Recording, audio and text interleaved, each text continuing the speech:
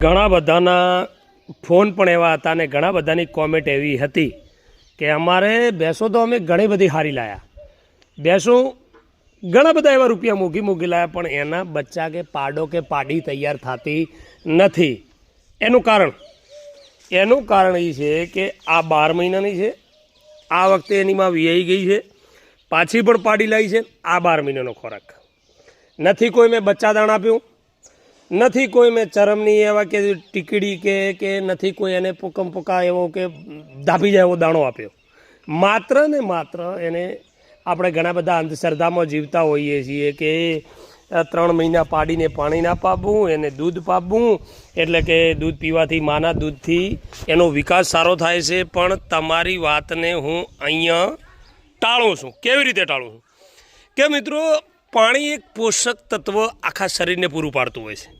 નથી તમે ઘણા બધા બીમાર થતા હોય તો કે શરીરનું પાણી ઘટી ગયું છે, તમારી ઇમ્યુનિટી પ્રમાણે કે શરીરમાં પાણી ઘટી ગયું હોય છે, અને એ પાણી પ્રમાણે તમે બીમાર થતા હો છો ને તમે ખોરાક પકડી શકતા નથી. એટલે કે પૂરતો ખોરાક, મારા માનવા પ્રમાણે પશુ કે મનુષ્ય કોઈ પણ હોય, જેટલું પાણી પીએ એટલું શરીરના વિકાસ માટે, શરીરના પાચન ક્રિયા માટે અને હવામાન સેટ થવામાં પાણીથી મોટી કોઈ દવા નથી.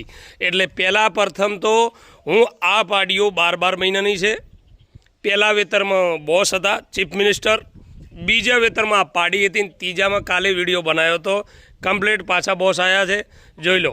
આ 12 મહિનાની નથી તો કોઈ મારી એવી હાઈફાઈ જગ્યા, એનું ખુલ્લું હવામાન, 2 ટાઈમ પાણી, 3 ટાઈમ ચારો, અને હાજે સવાર 2 ટાઈમ, મતલબ કહેવાનો મતલબ કે અડધો કિલો એમને દાણો એવી રીતે મૂકતો. થોડી પાપડી હોય, મકાઈનું ભૂસું હોય, બાજરી ગરમ કરીને હોય છે, અને સાગરનું જે દાણ કહીએ ને ડેરીનું, એ મિક્સ કરીને આ લોકોને હું સવાર સાંજને 2 ટાઈમ પાણી આપતો હું છું.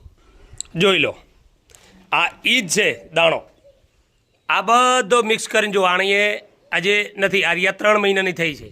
આપણે જે આનો વિડીયો બનાવ્યો હતો કીટાસૂસવાળી ભેંસનો, કે આ ભેંસે મહિનામાં આખી અડધી થઈ ગઈ હતી, પણ તમારા બધાના આશીર્વાદથી જોઈ લો આજે એ પણ ફિટ છે.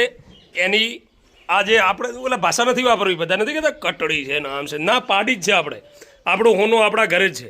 જોઈ લો, નહીં કોઈ દવાઈ, નહીં કોઈ પાવડર, નહીં આપણું જે કુદરતી અને આપણી હાથની કળા, આપણો નખોનો મેલ જિંદાબાદ. આપણે બીજું કાંઈ આવડત હોતી નથી. એટલે પાડીઓના ઉછેર માટે તમારે માત્ર ને માત્ર એને ટાઈમ ટુ ટાઈમ પાણી, ટાઈમ ટુ ટાઈમ એને દાણો ખાતી કરવી,